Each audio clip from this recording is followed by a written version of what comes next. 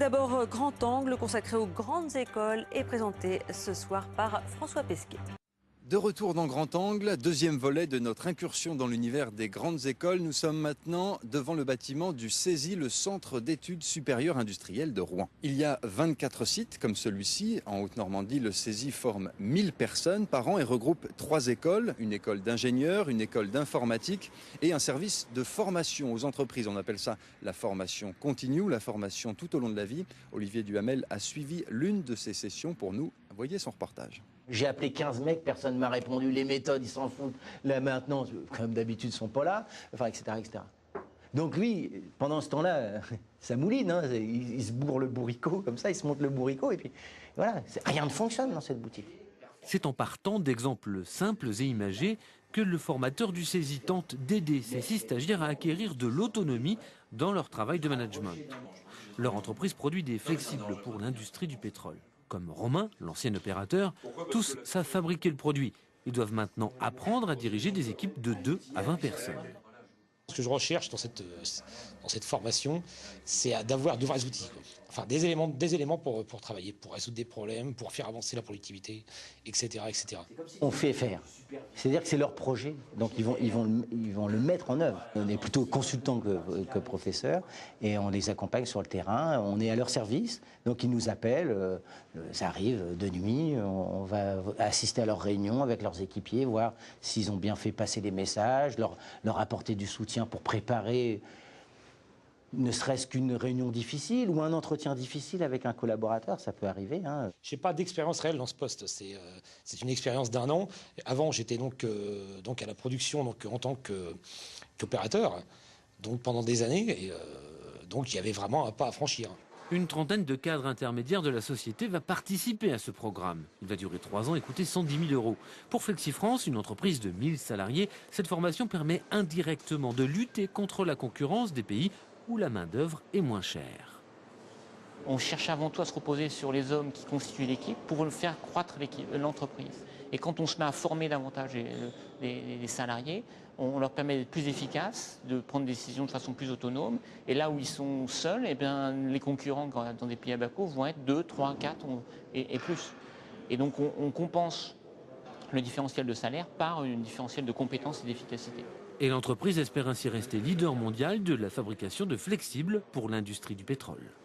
Jean-Louis Allard, bonjour, vous êtes directeur régional du CESI. Alors là, on vient de voir dans ce reportage un exemple de formation continue. Qu'est-ce que les entreprises attendent de vous?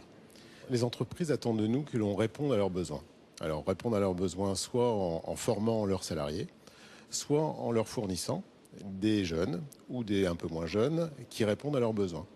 Alors nous avons plusieurs manières de le faire. La première fois, c'est la formation continue que vous avez vu dans le reportage précédent. Puis ensuite, on a 2 écoles. Une école d'informatique où on forme des informaticiens au niveau Bac+5 qui répondent exactement aux besoins des entreprises. Et puis une école d'ingénieurs. Je pense qu'il y a un sujet un petit peu plus tard là-dessus. Est-ce que vous êtes très implanté localement? C'est important d'avoir une implantation locale pour un centre de formation? C'est fondamental parce que le principe consiste à être vraiment en proximité avec les entreprises pour mieux les connaître, mieux les comprendre et mieux répondre à leurs attentes. Au CESI, on a 27 implantations un peu partout en France et le but est de vraiment être ancré dans le territoire. Concernant l'école d'ingénieurs, on parle beaucoup de manque de main-d'œuvre dans ce domaine. Est-ce que c'est un phénomène que vous avez constaté? C'est vrai que, en plus, il y a la crise du baby-boom. Il est clair que le besoin d'ingénieurs, d'informaticiens au haut niveau de compétences est un besoin criant. On le voit essentiellement en ce moment avec les informaticiens, puisque les entreprises se les arrachent. Mais c'est également vrai pour les ingénieurs. Dans notre école d'ingénieurs, 75% sont issus, trouvent un emploi immédiatement à la sortie de l'école. Et puis, à moins de 6 mois, ils trouvent tous un emploi. La formation tout au long de la vie, c'est une belle idée pour tout le monde. Est-ce que dans la réalité, c'est facile de changer de métier? Alors déjà, c'est possible. Parce que c'est vrai que, je ne veux pas faire uniquement la promo du CESI, mais le CESI est un organisme qui permet, quel que soit son âge, d'être formé, de continuer à se doter en compétences, et y compris de trouver un nouveau métier. Alors, c'est vrai que le changement de métier est plus facile quand on est à un niveau ingénieur. Quand on est à un niveau technicien, c'est parfois un petit peu difficile. Et bon nombre de techniciens viennent nous voir en nous disant, on voudrait passer la marche, devenir ingénieur, et on leur propose une formation, on leur propose de devenir ingénieur, et ensuite ils ont toutes les possibilités d'évoluer au sein des entreprises. Merci Jean-Louis Allard. Et nous avons rejoint Benoît Nortier, bonjour. Bonjour. Vous êtes directeur de l'école d'ingénieurs du CESI. Alors, je voulais d'abord revenir brièvement sur votre parcours, parce que vous avez fait, je crois, une grande partie de votre carrière dans les télécommunications. J'avais envie de vous demander, qu'est-ce qui vous a donné envie de diriger une école d'ingénieurs? D'abord, j'avais envie de changer. Au bout de 17 ans dans les télécommunications, on a envie de faire autre chose.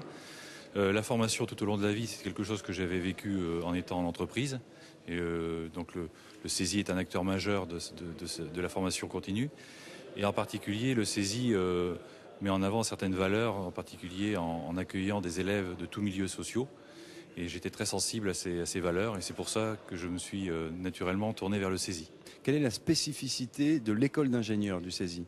D'abord, nous formons nos ingénieurs en lien avec les entreprises, soit par apprentissage, avec donc des sessions en alternance en entreprise et école, ou par la formation continue. Et en fait, nous sommes à l'écoute des entreprises, et en même temps, nos élèves sont complètement opérationnels en sortant de l'école, puisqu'ils trouvent immédiatement un emploi lorsqu'ils sortent de l'école, ils sont tout de suite opérationnels. Votre implantation régionale est importante? On a une implantation régionale qui est importante, et je dirais, si on laissait faire les choses, on en sera encore plus important. On a une très forte demande de la part des entreprises et des élèves. Est-ce que beaucoup de ces élèves vont travailler en région? Oui, la majorité d'entre eux trouvent un emploi dans la région, soit ils restent dans l'entreprise où ils ont fait leur apprentissage, soit ils trouvent une entreprise qui répond à leurs souhaits dans la région. Donc on compte à peu près 60 à 70% des élèves de l'école qui restent en région Normandie. Quels sont les secteurs dans lesquels vos élèves sont recrutés en Haute-Normandie?